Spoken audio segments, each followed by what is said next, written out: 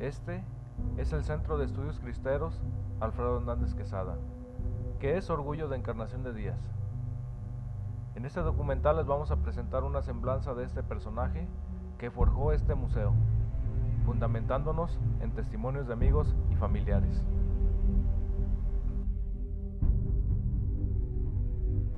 La Cristiada es sin duda un acontecimiento trágico para el país, donde hubo cerca de 250,000 muertos y otros tantos exiliados del país al extranjero por la crueldad de la lucha.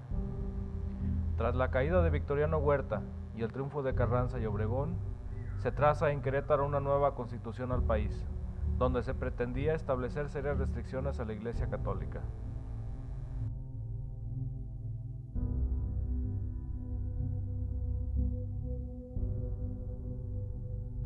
Pero la nueva constitución fue más lejos. Se prohibió el culto público fuera de las dependencias eclesiásticas, a la vez que el Estado decidiría el número de iglesias y de sacerdotes que habría. Se negó al clero el derecho de votar. A la prensa religiosa se le prohibió tocar temas relacionados con asuntos públicos. Se señaló la educación primaria como laica y secular, y las corporaciones religiosas y los ministros de culto estarían impedidos para establecer o dirigir nuevas escuelas primarias.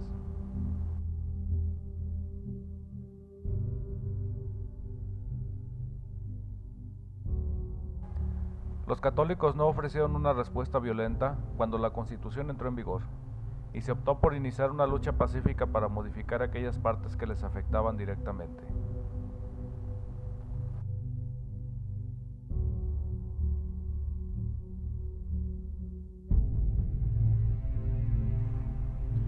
Los incidentes rozaron un problema diplomático cuando, en enero de 1923, el delegado apostólico, Ernesto Filippi, fue expulsado del país tras participar en la ceremonia de colocación de la primera piedra del monumento a Cristo Rey en el Cerro del Cubilete. Por entonces se alegó que un extranjero no podía ser ministro de culto según el artículo 130 y que la ceremonia había sido pública a pesar de haberse realizado en propiedad privada.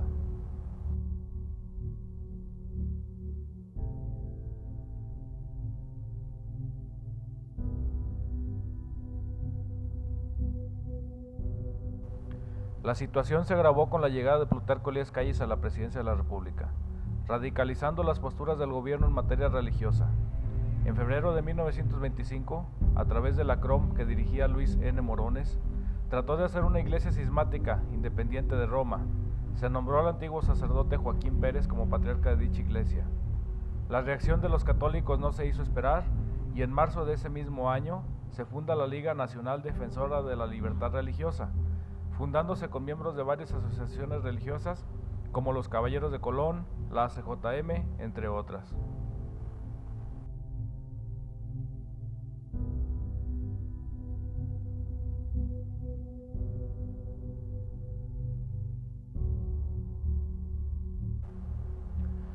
En 1926, el presidente Calles reforma el artículo 130 de la Constitución, o la llamada Ley Calles, que entraría en vigor el 31 de julio.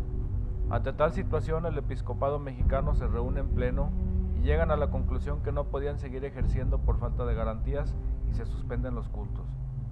La Liga Nacional Defensora de la Libertad Religiosa organizó una protesta con un pliego petitorio a la Cámara de Diputados que estaba avalado por cerca de 2 millones de firmas para que no entrara en vigor la Ley Calles, pero no fue aceptada.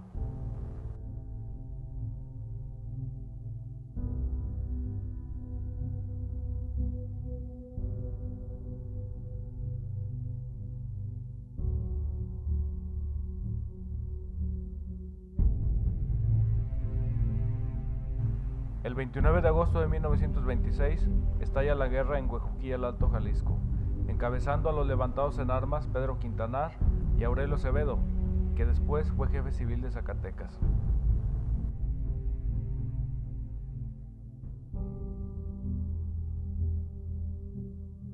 La Liga había organizado el levantamiento armado para el 1 de enero de 1927, y el primer pueblo que se levanta en armas en los Altos de Jalisco fue San Julián. Es ahí donde se libra una de las batallas más importantes de la Cristiada en marzo de ese año, obteniendo los cristeros la victoria.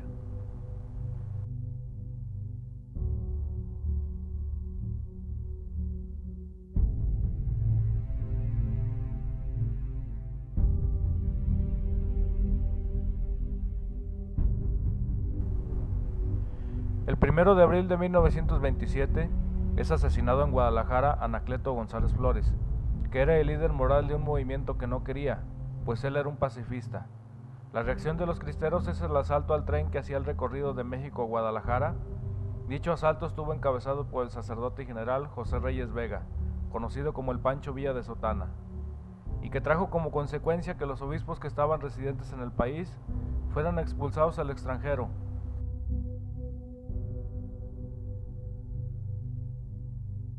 Solo dos no salieron del país: Francisco Orozco y Jiménez, arzobispo de Guadalajara, que permaneció oculto en las cercanías de su sede episcopal, y el anciano obispo de Colima, Amador Velasco, que estuvo oculto con el apoyo de los cristeros.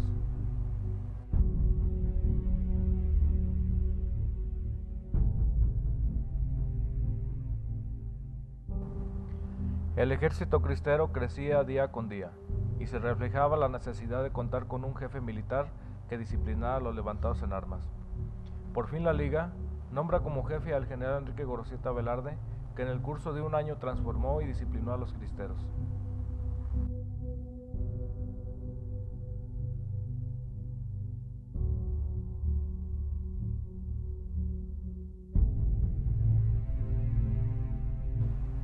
Las mujeres también tuvieron una participación muy importante en la cristiada a través de las Brigadas Femeninas de Santa Juana de Arco, organización fundada en junio de 1927 en Zapopan, Jalisco, por 17 costureras lideradas por María Goyás o Celia Gómez, que era su seudónimo.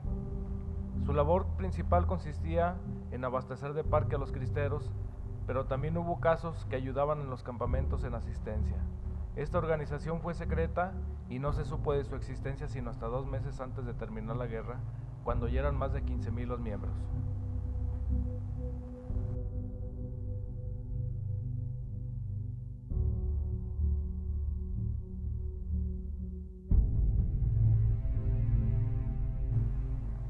En julio de 1928, el presidente electo de la República, Álvaro Obregón, es asesinado por José de León Toral, en la Ciudad de México. Ese mismo día que lo asesinaron tenía previsto una reunión para tratar asuntos relacionados con el conflicto religioso, para que una vez que tomara posesión de la presidencia, se solucionara el conflicto cristero. La cristiada se extendería todavía un año más.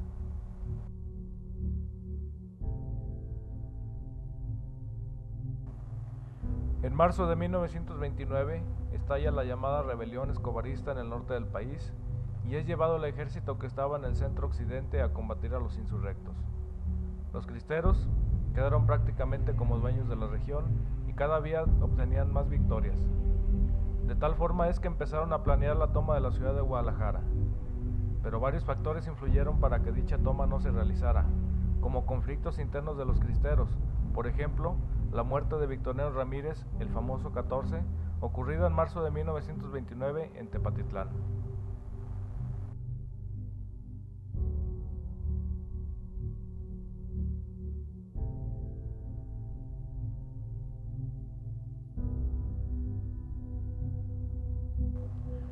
Una vez que los escobaristas fueron derrotados por el general Plutarco Elías Calles, que a su vez fungía como secretario de guerra en el gobierno del nuevo presidente interino Emilio Portes Gil, le sugiere a este que llegue a un acuerdo político con los jerarcas católicos, porque a los cristeros no los podían derrotar militarmente. De esa forma se dieron los acercamientos entre ambos bandos, y el general Gorosieta, que no estaba de acuerdo con dichos arreglos, y así se los hizo saber a los obispos, con que iniciaron las pláticas, llegando incluso a mencionarles que si era necesario rebelarse contra los obispos, así lo haría. El destino no permitió que Gorosieta cumpliera sus dichos. Cae asesinado en la Hacienda del Valle el 2 de junio de 1929. Para el 21 de junio se pactan los llamados arreglos.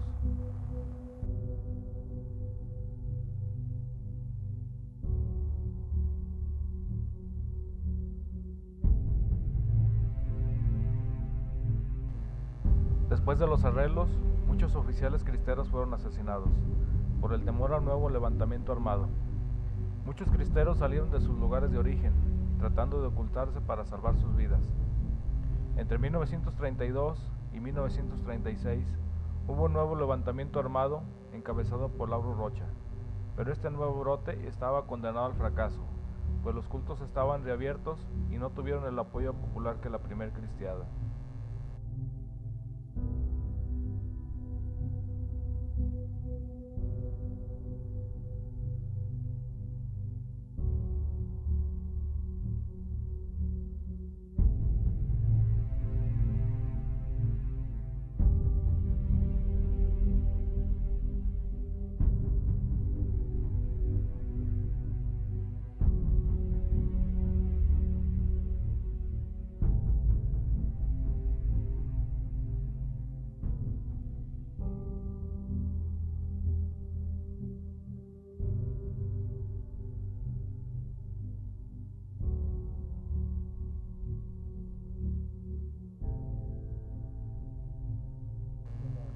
Es en las postrimerías de la Segunda Cristiada que nace Alfredo Hernández Quesada un 27 de junio de 1936, siendo el cuarto de 5 hermanos del matrimonio formado por Antonio Hernández Dávalos y María del Pilar Quesada Ibarra. Hace sus estudios, como la mayoría de los niños de esa época, en el Colegio Pablo de Anda. Alfredo nació aquí, en Encarnación de Díaz, Jalisco. Fue el cuarto hijo de la familia de Antonio Hernández Dávalos y María del Pilar Quesada.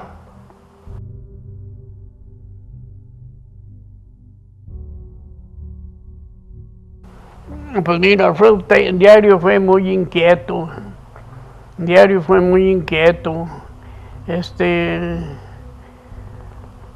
Pues él nunca le gustó el trabajo de la tienda. Mi papá ya grande, pues ya no podía trabajar y yo sí me metí a la tienda a trabajar y Alfredo nunca quiso.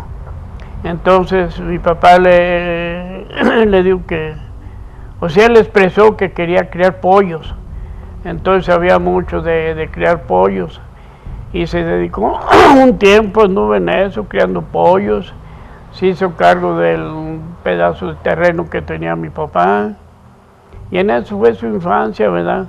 Pero diario fue, como te dijera, como más libre.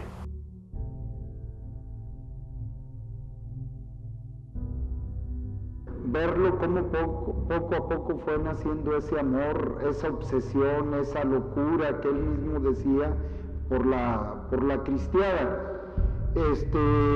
Se habla mucho de que llegando de Estados Unidos él empezó a indagar sobre la cristiada, que fue precisamente el haber estado en Estados Unidos lo que lo motiva a él a querer buscar sobre las raíces, sobre su origen, sobre su familia, sobre el tío Efrén. Yo recuerdo mucho, ya a finales de los 70, cuando él traía la cámara de video que andaba grabando. Te digo, antes usaba la grabadora de sonido, lo de los típicos cassettes, pero ya a finales de los 70 a mí se me quedó ya más grabado porque ya se entera uno más de cosas, ¿verdad?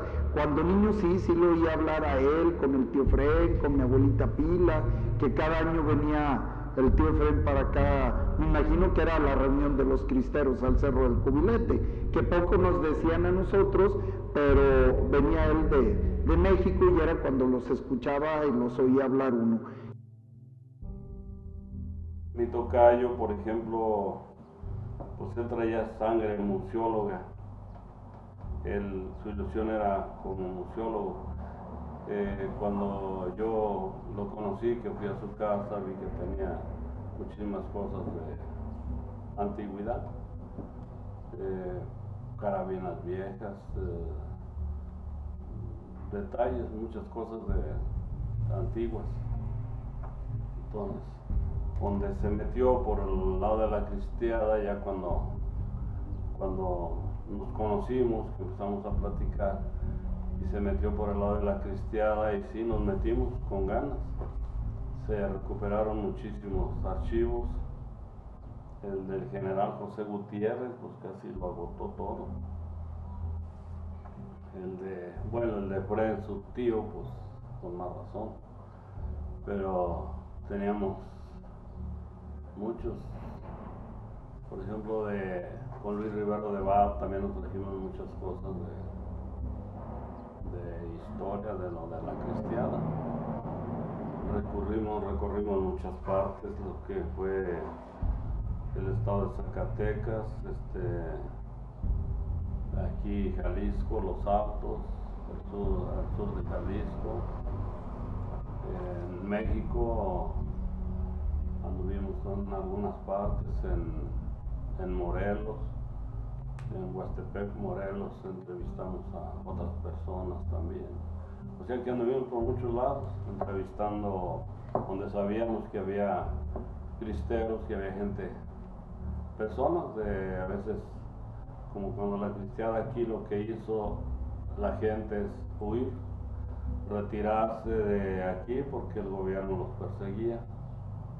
Y nosotros donde sabían que había cristeros, allá íbamos a ver.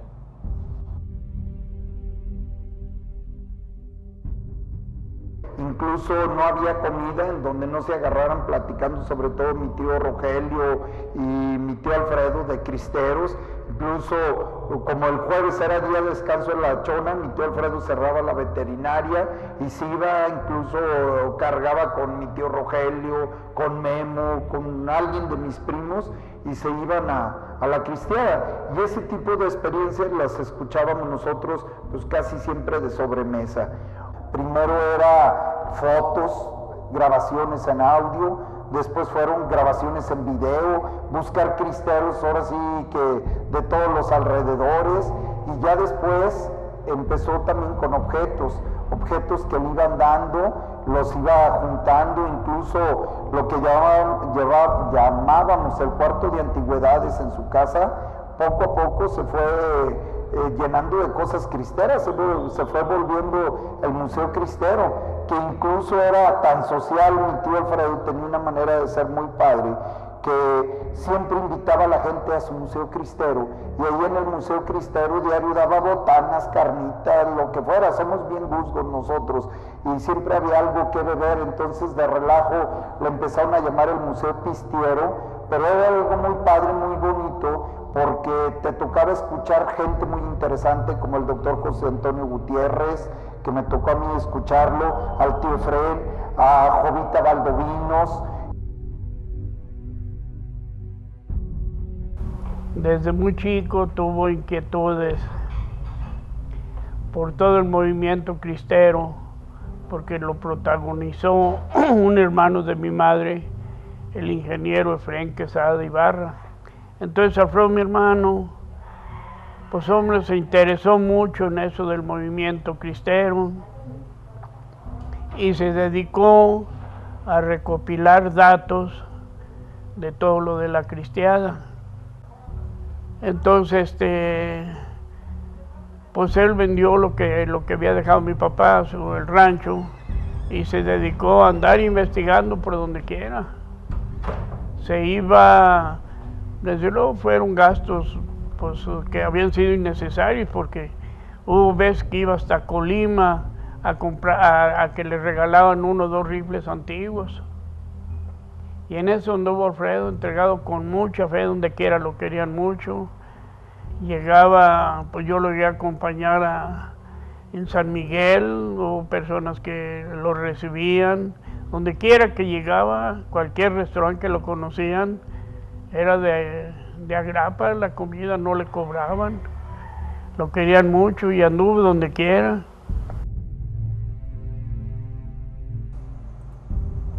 Para 1989, era ya tan vasto el material que sobre la cristiada recopiló Alfredo Hernández Quesada, que es como surge el Museo Cristero, en una finca anexa a su domicilio particular por la calle de Zaragoza. Luego, en 1991, surge el Museo Itinerante con una muestra del Museo Cristero en el Museo Regional de Historia de Aguascalientes. El siguiente fue una exposición en la Casa de la Cultura de San Juan de los Lagos, que estuvo de 1992 a 1995. En febrero de ese 1995 se inaugura el Museo Regional de Encarnación de Díaz en lo que sería su asiento hasta 2003. También a partir de julio de 1995 se llevaron a cabo cerca de 250 muestras del Museo Cristero en 2 estados de la República. Y nos bajamos en la Chona y pregunté por la casa de Alfredo Hernández, ya me llegué. Y me recibió muy bien, me pasó y tenía interés en conocer algo de la historia de la cristiana, y por eso contigo empezamos a platicar, y de ahí nació una amistad muy especial, de ahí nació una amistad muy especial.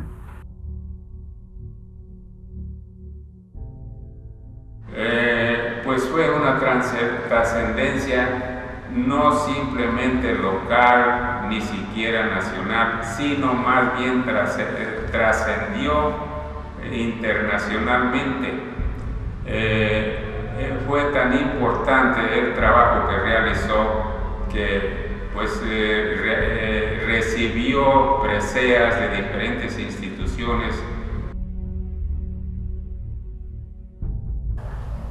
Y Alfredo anduvo en exposiciones donde quiera, en Tepa, pues donde quiera que solicitaban su exposición del Museo Cristero, allá fue Alfredo, ¿verdad? Y casi toda su vida, pues desde que empezó se dedicó a eso, y no hubo persona que recopilara tantos datos como Alfredo, definitivamente.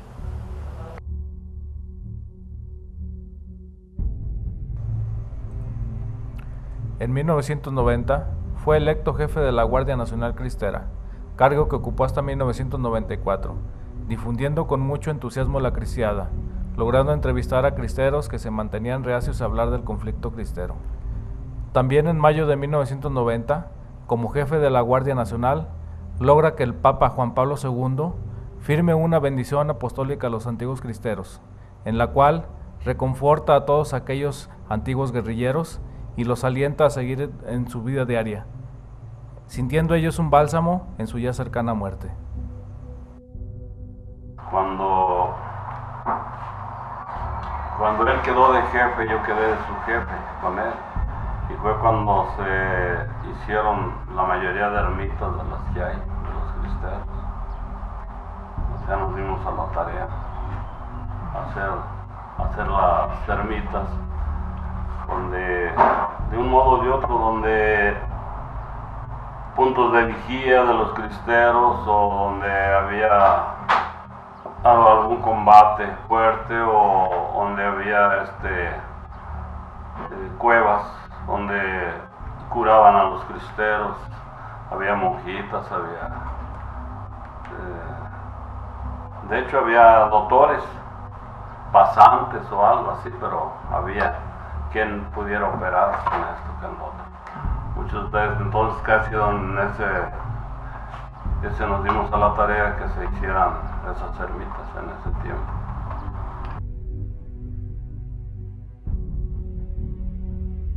Y una de las grandes aportaciones del Museo Cristero es, primero, que rompe la conjura del silencio, que da la confianza para hablar, para reencontrarse con ese pasado a los propios cristeros. Otro de los aspectos es que logra la famosa bendición papal de Juan Pablo II, que esa bendición papal vino a ser como una alianza entre la Iglesia, porque se habían sentido muy defraudados con la Iglesia cuando los famosos arreglos, la mayoría de los cristeros se sintieron traicionados, y cuando Juan Pablo II firma la bendición papal, donde les dice casi que pueden morir en paz, que no cometieron nada malo, nada en contra de la Iglesia, que al contrario, es de admirar lo que ellos hicieron, en ese momento creo que es algo de las grandes aportaciones de mi tío Alfredo. Les da la oportunidad de morir en paz.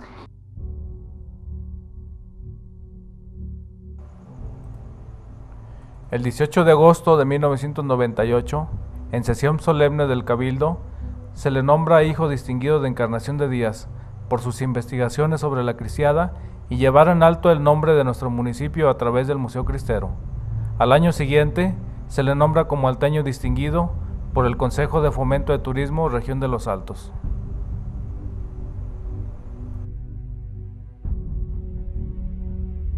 Son investigadores que les gusta investigar, ir al fondo de las cosas, buscar los personajes, buscar los lugares, buscar objetos. Y a nosotros tuvo un interés muy grande por eso, una emoción, un interés enorme, gigantesco por eso.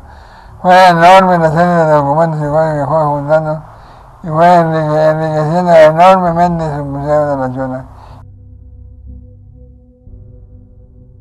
No digo, su forma de ser tan sencilla, que a veces, en una ocasión, por ejemplo, que llegamos aquí, pues él salió y pues fue por un platillo de tacos, se sentó con los pies arriba de una silla a comer sus tacos, y digo, pues eso demostraba pues que es una persona humilde, que no es de esas gentes pues orgullosas, soberbias, no, era un hombre del pueblo, ¿verdad? Un hombre que se identificaba con su pueblo, que es en primer lugar la Chona. En segundo lugar, pues México entero, ¿verdad?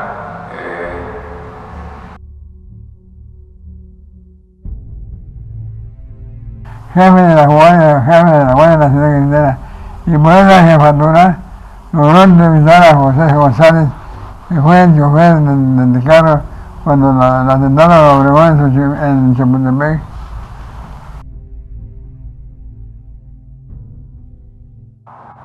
Sí le echó muchas ganas a recopilar, pues se recopiló un tesoro grande. El acervo cristero era una cosa enorme. Venía gente de París, de todos estudiantes de París a ver. Una vez me tocó estar allí cuando llegan unos 7 u 8 jóvenes, entre ellos también muchachas. Y ya pidieron allí que si le daban chance de ese día, cuántas horas para agotar todo lo que tenía allí. Digo, si nos da chance aquí, desde ahorita nos dedicamos los 7 u 8 que venimos y agotamos todo lo que tenga. Ya les dijo él, dijo 7 o 8 personas. Y yo me creo que ni en 2 meses agotan lo que hay aquí, de documentos, fotografías y todo eso, para ver todo eso. O sea que sí, teníamos mucho. En 2003, el Museo Cristero se traslada a la ciudad de Aguascalientes. Inicialmente se fue como una exposición temporal, pero con opción a compra, como finalmente ocurrió en diciembre de ese año.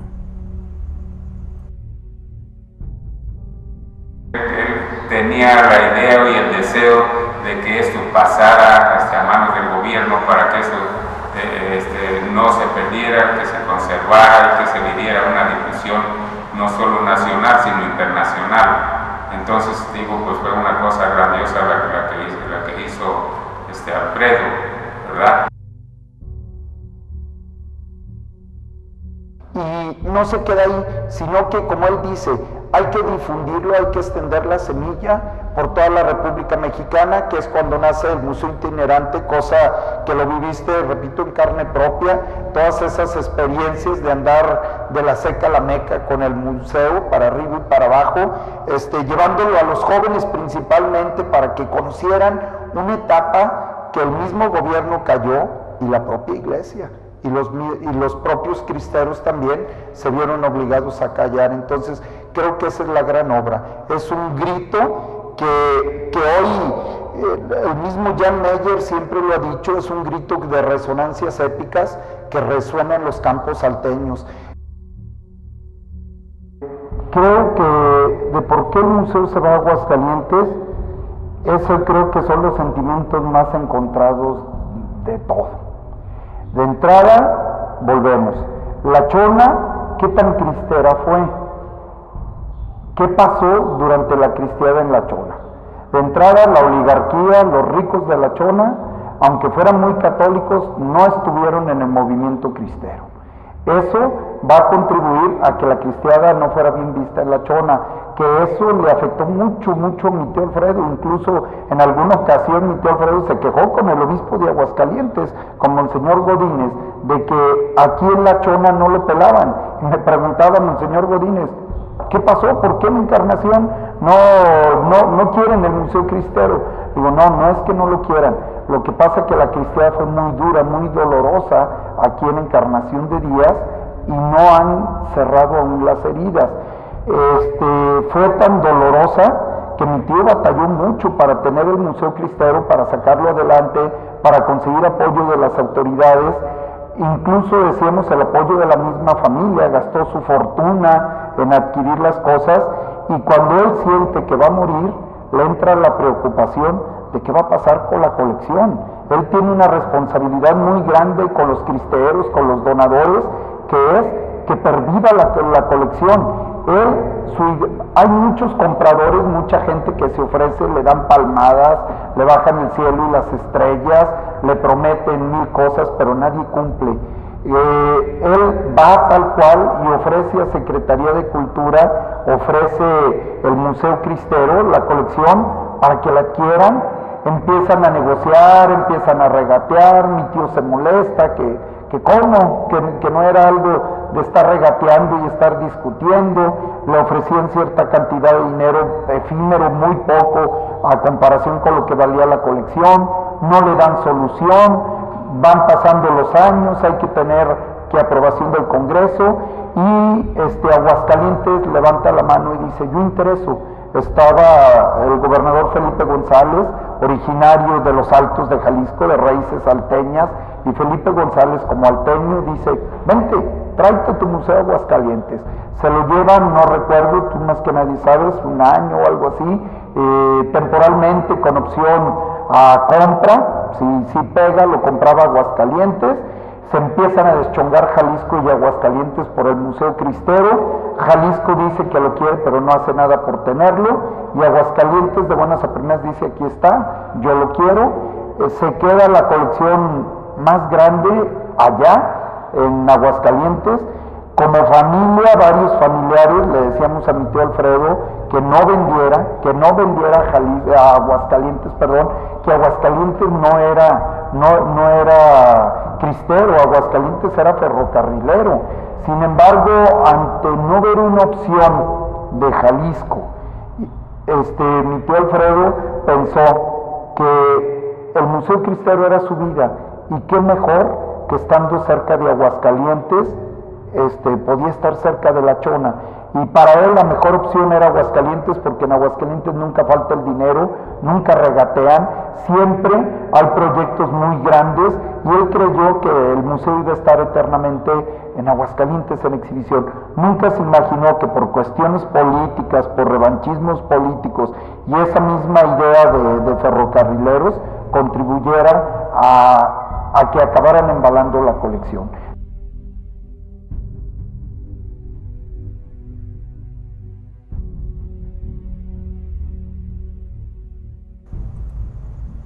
Alfredo Hernández Quesada fallece el 16 de febrero de 2004, aún con ilusiones de trabajar en pro de la cristiada, escribiendo libros o dictando conferencias del tema.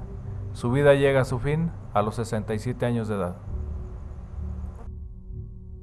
Sin embargo, mi tío, él había separado para él pues su colección más importante, que era lo más representativo de la cristiada, se adquirió, y que el ayuntamiento de José Alba Lujano vino pagando, y a la vez hicieron con Alba Lujano, que te tocó a ti, hacer este centro de estudios cristeros, que está cumpliendo con la labor y con los ideales que tuvieron los cristeros y los descendientes de los cristeros.